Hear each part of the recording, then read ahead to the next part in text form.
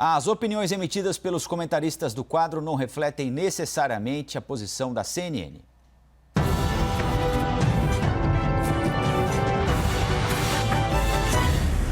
O Liberdade de Opinião vai agora até Brasília. Vamos conversar com o jornalista Alexandre Garcia. Olá, Alexandre. Boa quarta-feira, hein? Olá, Colombo, à sua disposição. Então vamos lá, Alexandre. Nosso primeiro assunto parte de uma entrevista exclusiva dada à CNN pelo presidente da Petrobras, Roberto Castelo Branco, que falou o que pensa sobre uma possível privatização da estatal, e nós vamos mostrar um trecho. Eu tenho minha posição como economista profissional, mas eu sou disciplinado. Não há disposição do governo, do Congresso, em privatizar a Petrobras. Então, a minha missão da Petrobras é transformá-la numa empresa de excelência. Trata-se de uma companhia que foi assaltada durante vários anos. Melhorou, mas precisa melhorar muito. Roberto Castelo Branco ainda afirmou que o presidente Jair Bolsonaro não faz qualquer tipo de interferência na empresa e que ele tem bastante liberdade para comandar a companhia com bons princípios, boas práticas de gestão. Alexandre, qual é a sua avaliação sobre o que disse a CNN nessa entrevista exclusiva o presidente da Petrobras e sobre uma eventual, no futuro, privatização da empresa? Bom, sobre eventual no futuro, não dá para saber. Ele próprio disse que não há disposição nem do presidente da República, nem do Congresso de privatizar a Petrobras. A gente pode acrescentar que o presidente da República tem uma característica de nacionalismo que não permitiria a privatização da Petrobras, né? Ou dos bancos, de alguns bancos estatais. Ontem, por exemplo, no Palácio do Planalto, o presidente da Caixa Econômica mostrou que a Caixa está cada vez mais como banco social, né? Agora entrando inclusive na agricultura. A privatização da Petrobras não é algo que possa se pensar agora, né? Não tem a menor chance. Agora, as privatizações foram feitas mais de 100, deram certo, né? Desde Fernando Henrique. A primeira, aliás, né, foi uma que o presidente está visitando agora. O presidente Bolsonaro, nesse momento, está desembarcando para ir para Ipatinga, para fazer o reaquecimento, a reabertura do alto forno número 1, da usina de lá, da Uzi Minas, que havia sido desativado por causa da pandemia. É um excelente sinal, né? Produção de ferro gusa, né? Que é entregue na hora, significa que a atividade econômica e industrial voltou a funcionar. É simbólico isso. As siderúrgicas, quando eram estatais, elas davam prejuízo, né? Foram privatizadas, passaram a dar lucro, né? A mesma coisa a telefônica. Depois que se fez a maior das privatizações, que foi da Telebrás, né? As pessoas passaram a ter telefone em primeiro lugar, né? E as telefônicas, obviamente, passaram a dar lucro, né? Dá certo, sim, com a Petrobras, agora não, né? Mas o importante é que o presidente Castelo Branco está fazendo um trabalho de recuperação da Petrobras, né? Que deixou de ser do povo brasileiro para ser de partidos políticos, né? Principalmente de um determinado partido. Essa que foi a grande questão da Petrobras, que vinha de um tempo, né? Outro dia eu falei com um ex-diretor da Petrobras que me disse, no tempo que o Geisel era presidente da Petrobras, ninguém ousava desviar um rolo de papel higiênico, né? Depois meteram a mão de maneira generalizada, né? Então, a situação da Petrobras é essa. Ele é economista. Pessoalmente, o presidente atual da Petrobras acha que deveria, mas sabe muito bem que não vai ser, porque o Congresso não aprovaria. O mesmo Congresso Nacional foi quem aprovou tirar da Petrobras o monopólio que havia, né? Isso expandiu mais a possibilidade de a gente ter combustível. E muito menos a vontade de um presidente nacionalista como é Bolsonaro. Alexandre, o presidente Castelo Branco disse que há poucos exemplos, na avaliação dele, de empresas públicas bem-sucedidas no mundo, empresas públicas bem-sucedidas no mundo nessa área de petróleo e gás. É o caso da Petrobras? Uma empresa nessa área só pode ser bem sucedida se for privatizada ou, se for administrada por governos, ela pode ser bem sucedida também? Se for bem administrada, né? Sem que partidos políticos se metam. A Petrobras é o exemplo do que era e do que é hoje, né? Há casos...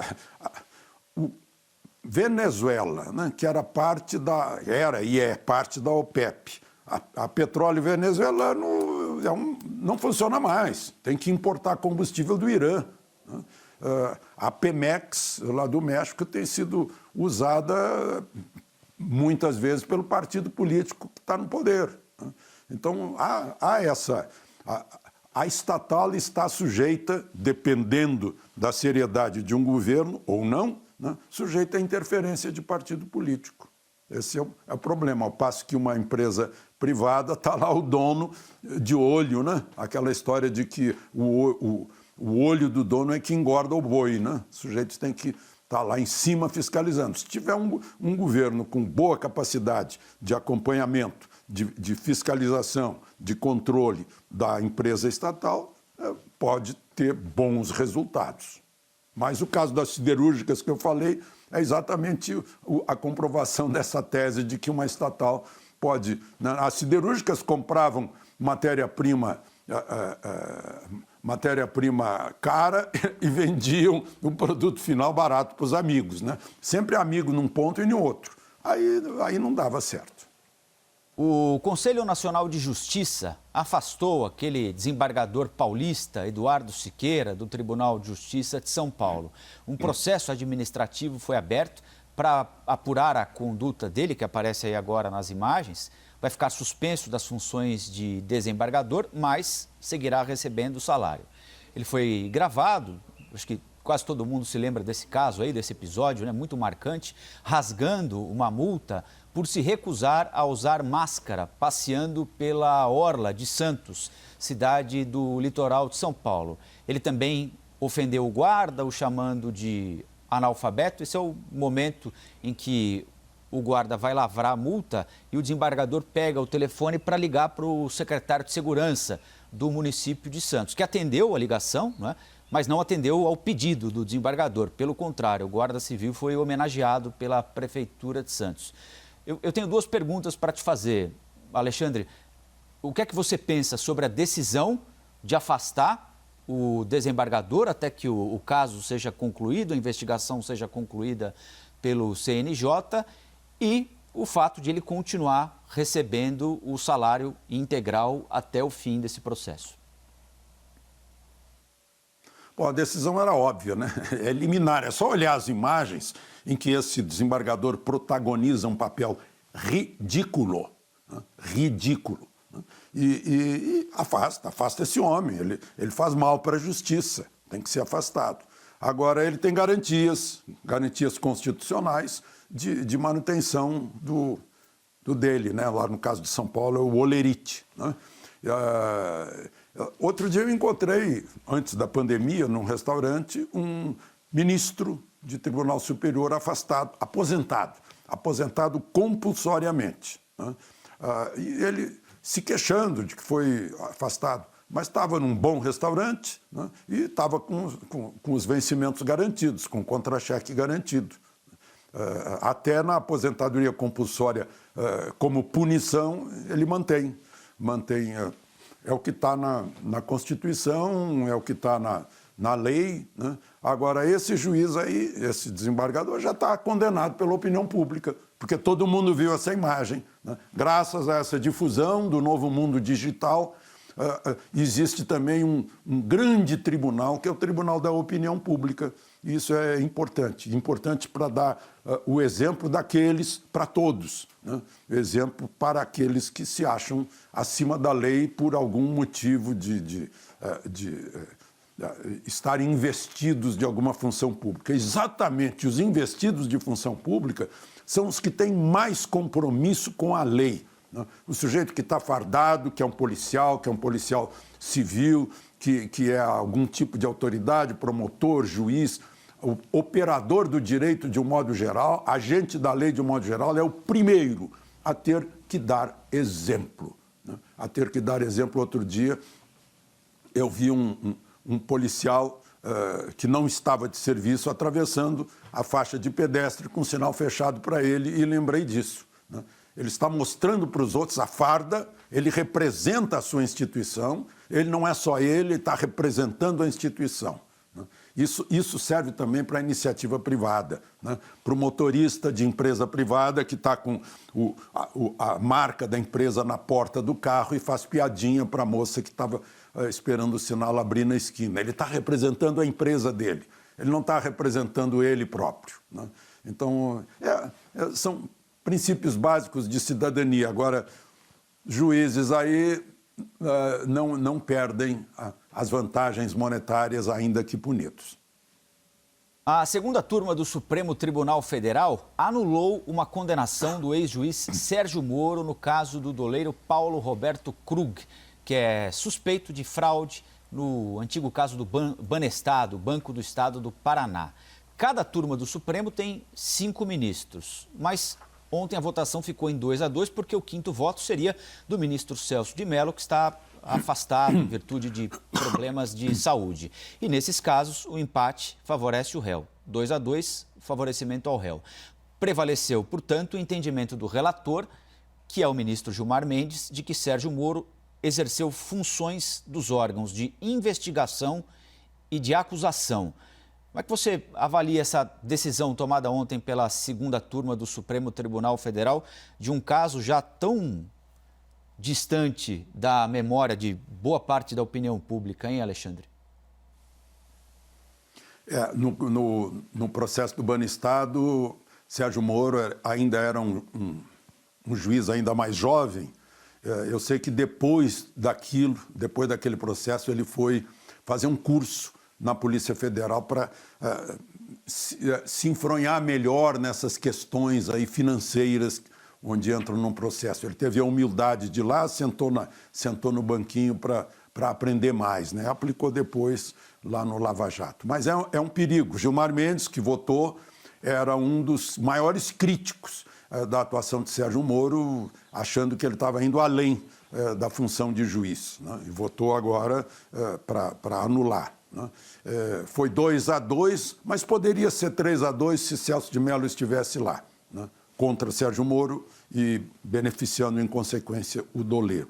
Agora, eu queria registrar a ironia na votação de ontem. A especial ironia. Uma, que o ministro Ricardo Lewandowski falou da imparcialidade necessária do juiz.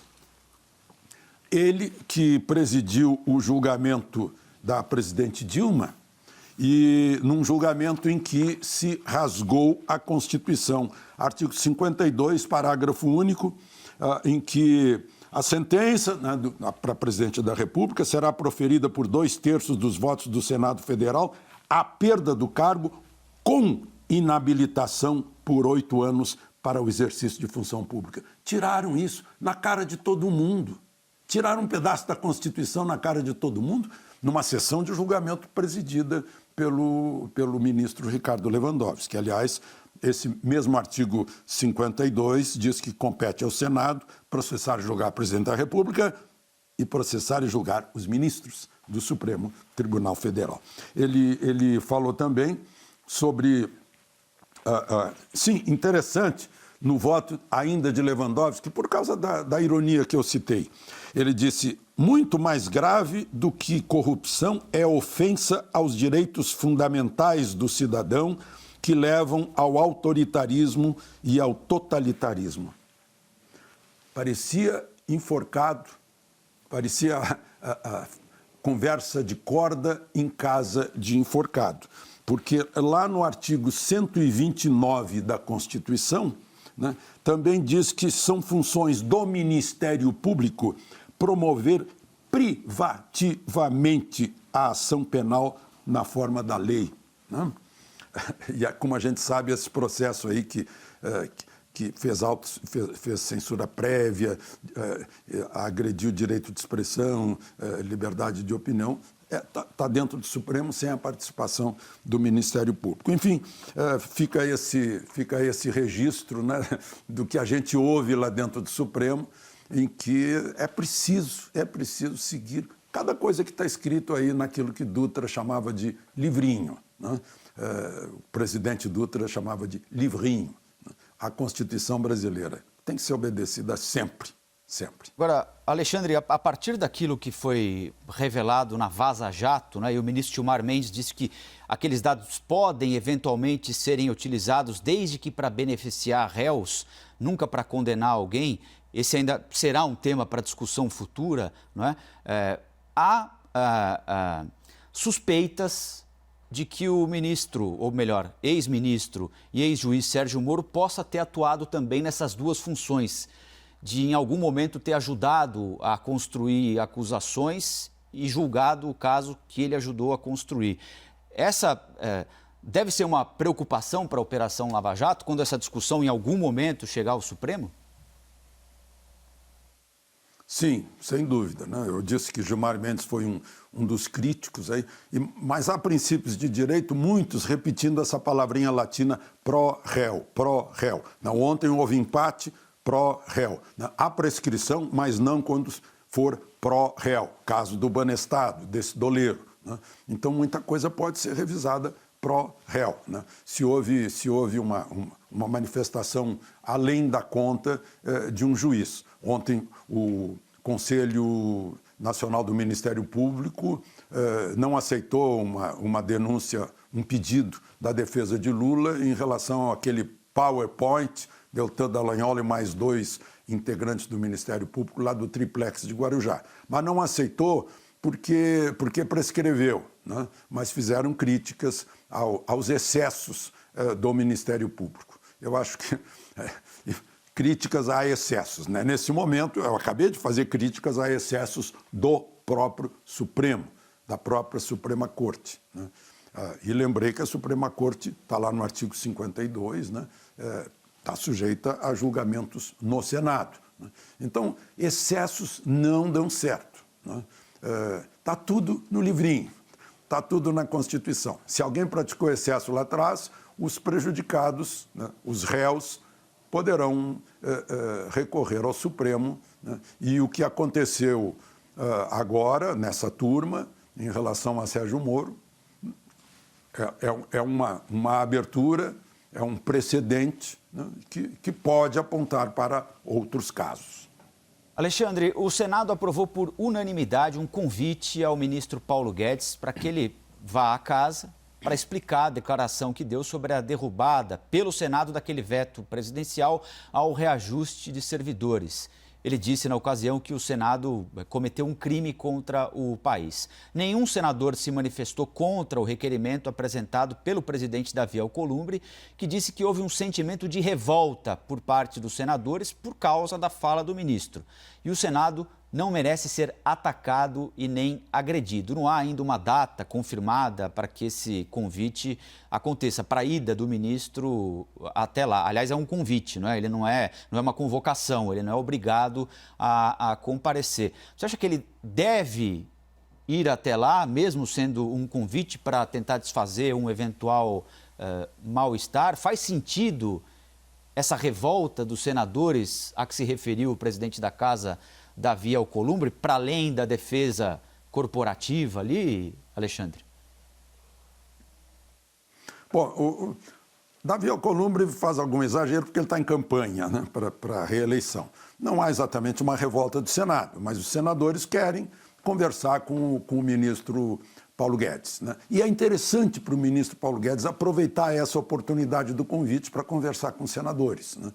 Explicar por que ele explodiu dizendo que foi um crime contra a nação, e os senadores explicarão para ele. Ontem um senador me ligou, o senador Regufe, né, explicando que queria preservar o pessoal da área médica, o pessoal da segurança pública que está envolvido aí na pandemia, né, que de modo algum queria soltar as amarras de contas de folha de pagamento, né? Então, vai ser uma excelente oportunidade, porque é um nível alto, Né? Não acredito que vá haver bate-boca, né? E acredito sim que vai haver esclarecimentos para ambas as partes, né? Com vantagens para os dois lados, a respeito das grandes questões nacionais econômicas que estão em jogo a partir de todas as consequências da quarentena da pandemia. Alexandre, boa quarta-feira e até amanhã então, hein? Até amanhã.